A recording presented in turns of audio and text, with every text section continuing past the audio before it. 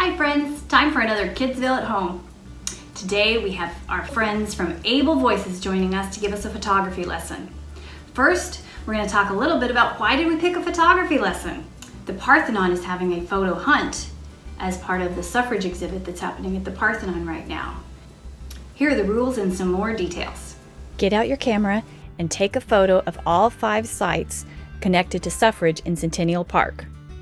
Parthenon East Steps, the Tennessee Women's Suffrage Monument, Tennessee Centennial Exposition Monument, and Dallas Dudley Historical Marker, the Women's Building Monument Marker, and then tag Nashville Parthenon, and we have a vision for a post on Instagram. Could even tag Kidsville.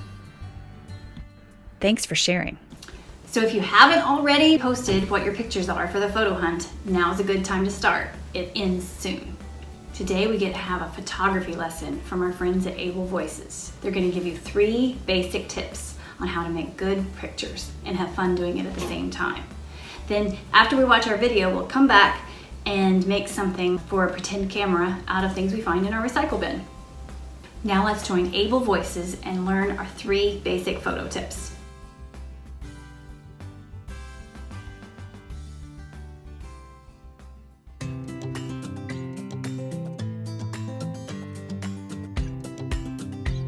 Hi, my name is Jen, and I teach photography for our organization, AbleVoices. Today, along with a few other AbleVoices friends, we're going to share some photography tips with you to help you get ready for the really fun Kidsville photo scavenger hunt. Photography is one of my favorite things to do because it lets other people learn about what I see, how I think, and what I feel, all through the images that I take on my camera. Now, cameras come in all different forms. You can use the camera on your smartphone. You could use the camera on your tablet. Many of our students use point and shoot cameras like this. Or you can even use a larger camera, such as this one. This is called a DSLR camera. But as they say, the best camera is the one you have with you, so any of these will be great. Okay, let's get started with photo tip number 1. Sammy's going to share with you why it's really important to get close to your subject. Your subject is the person, place, or thing that you're taking a picture of, and they are the star of your image. Hi, my name is Sammy Zinni. I'm an AbleVoices photographer. When I take a picture, I would like people to know what the subject is, and the subject is the star of the photo. So get close to your subject.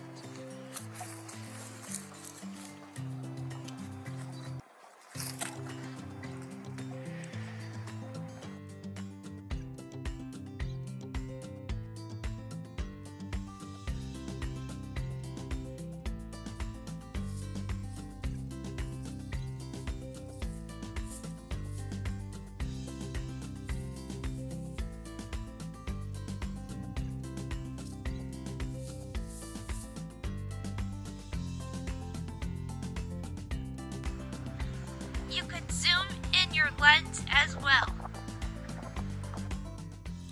Thanks so much, Sammy, for teaching us how to get close to our subject, either by moving in our feet or zooming in our camera lens. It was really clear that the subject or the star of your photos were the bright red berries and the white ornate design in the balcony railing. Okay, everyone, it's time for photography tip number 2. Next, you'll meet Eric, who gets all sorts of interesting shots. Why? Well, when Eric takes photos, he moves his body into a variety of positions, and you'll see why this is a really good thing to do.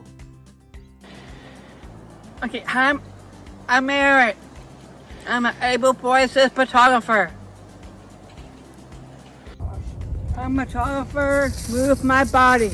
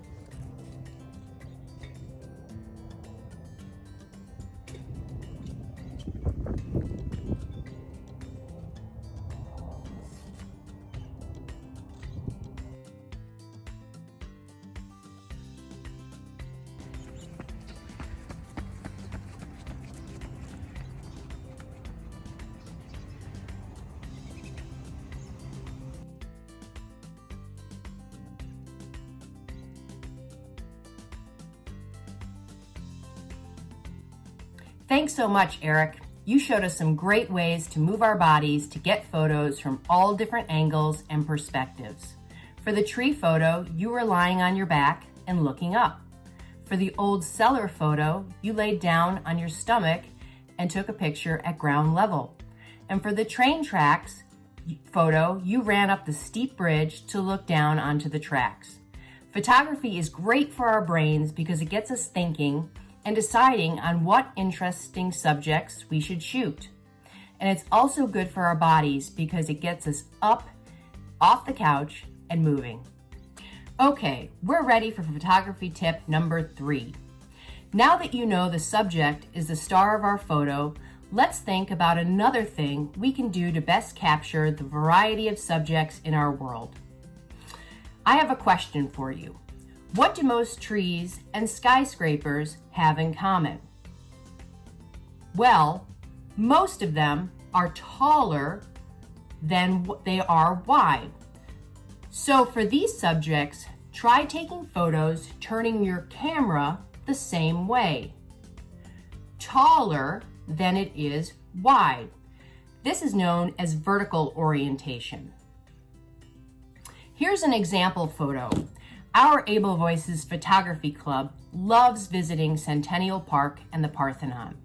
The statue of Athena is certainly taller than it is wide, so this picture was taken vertically.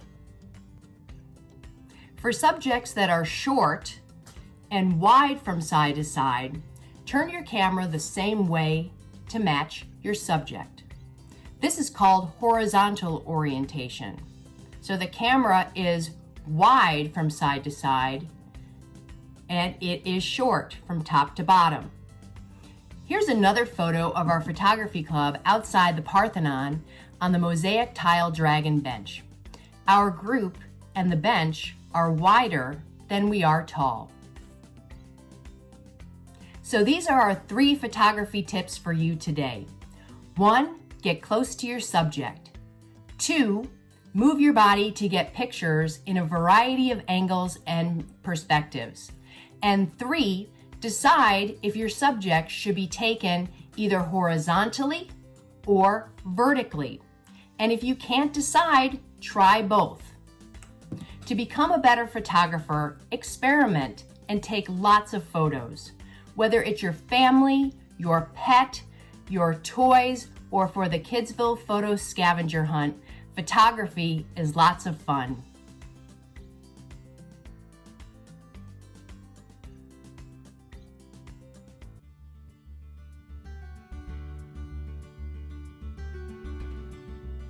Here is just a quick way of how you could make a pretend camera from your recycle bin. Take a box, ask a grown-up to help you cut off some of the cardboard if you want to, or maybe have some cardboard that you found that's small. If you want to cut it down to a smaller size, ask a grown-up for help. You might need some really powerful scissors. I want to make a camera that's a little bit smaller.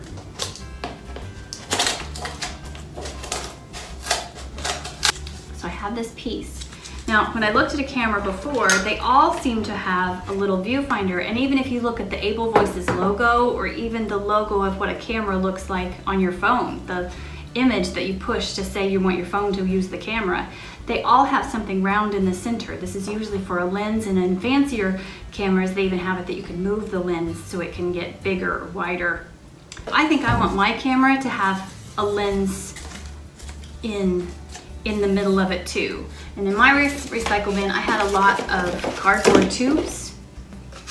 So I think I'm going to take a cardboard tube and cut it down. I want it to be, so this one I want it to be kind of about that long, but I need it to be able to attach. So I'm just going to cut this in half.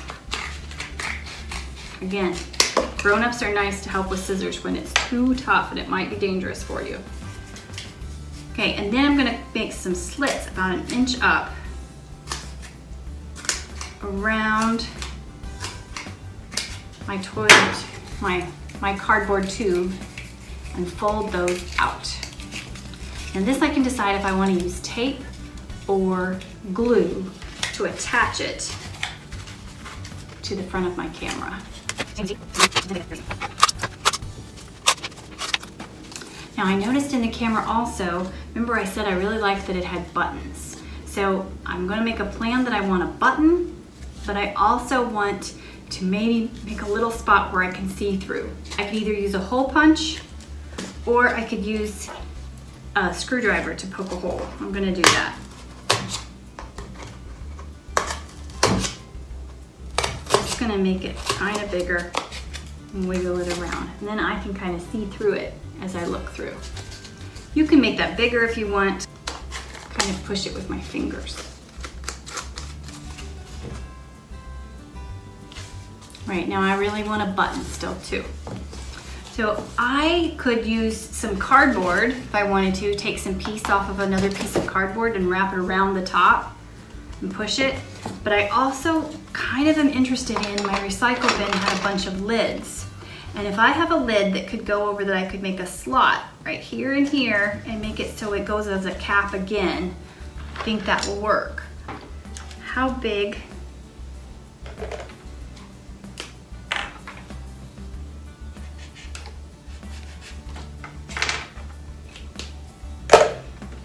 So I measured how big inside of this was so I could make some lines and then poke.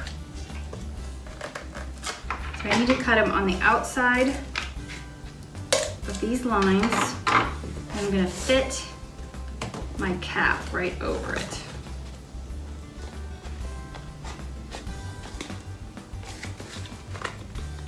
So it makes kind of my button. Now if I want it to stay, I could put some glue in the top, or I could tape it on, or I could also put a bunch of things down inside there and glue it some more. So I think that's what I'm gonna do. I noticed on some of these cameras that they have a string so you can put them around your neck as you walk around hunting for things you want to take pictures of when you're on a photo hunt. So I think I want to put some strings right here and here. So I'm gonna get out something that will poke a hole again. Here and here, mine needs to be a little bit bigger. And I'm going to string some yarn through to make it so I have something that will go around my neck.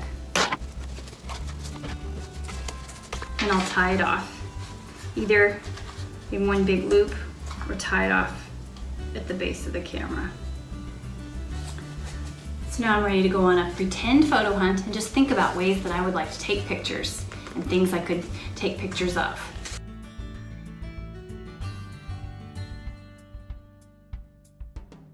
Thank you to AbleVoices today for teaching us those great 3 tips on basic photography skills, and thank you for joining us. Can't wait to hear and see what you've made out of your recycle bin for a camera, or other ways that you've learned about how a camera works and how you want to use it. Again, thanks for joining us. See you next time.